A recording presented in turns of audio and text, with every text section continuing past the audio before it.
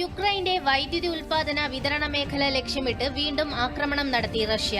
ഇന്നലെ നിരവധി ഡ്രോണുകളും മിസൈലുകളുമാണ് റഷ്യ പ്രയോഗിച്ചത്. തലസ്ഥാനമായ കീവ്, ഖാർക്കീവ്, റിഗ്നെ തുടങ്ങിയ മധ്യപടിഞ്ഞാറൻ നഗരങ്ങളിൽ സ്ഫോടനമുണ്ടായതായാണ് റിപ്പോർട്ട്. യുക്രൈനിലുടനീളമുള്ള ഊർജ്ജ കേന്ദ്രങ്ങൾക്ക് നേരെ ആക്രമണം നടത്തിയതായി ഊർജ്ജ മന്ത്രി ഹെർമൻ ഹെലുഷ്ചെൻകോ പറഞ്ഞു. സൈനിക നീക്കത്തെ തുടർന്ന് വൈദ്യുതി തടസ്സം നേരിട്ടതോടെ 10 ലക്ഷത്തോളം പേർ ഇരുട്ടിലായെന്നാണ് വിവരം. യുഎസിലേക്കുള്ള കുടിയേറ്റം തടയുമെന്ന് പ്രഖ്യാപിച്ച നിയുക്ത പ്രസിഡന്റ് ഡൊണാൾഡ് ട്രംപിന്റെ വാദം തള്ളി മെക്സിക്കോ.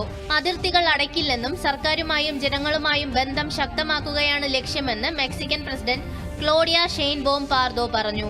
അനധികൃത കുടിയേറ്റം അവസാനിപ്പിച്ചില്ലെങ്കിൽ കാനഡയുടെയും മെക്സിക്കോയുടെയും ഇറക്കുമതിക്ക് നികുതി ഉയർത്തുമെന്ന ട്രംപിന്റെ മുന്നറിയിപ്പിന് പിന്നാലെയാണ് ക്ലോഡിയയുടെ പ്രതികരണം. പ്രധാനമന്ത്രി ഇറാഗ്ലി കൊബാക്ഡിസയുടെ നേതൃത്വത്തിലുള്ള ജോർജിയയിലെ പുതിയ സർക്കാർ പാർലമെന്റിൽ വിശ്വാസ വോട്ട് നേടി. ഇതോടെ 3 പുതിയ മന്ത്രിമാർ ചുമതലയേറ്റു. വിദേശകാര്യം, നീതിന്യായം, പരിസ്ഥിതി, കൃഷി വകുപ്പുകളിലാണ് നിയമനം. ജോർജിയയുടെ ഭരണഘടനയനുസരിച്ച് പാർലമെന്റിൽ വിശ്വാസ വോട്ട് നേടിയ ശേഷമായിരിക്കും പുതിയ സർക്കാർ അധികാരമേൽക്കുക.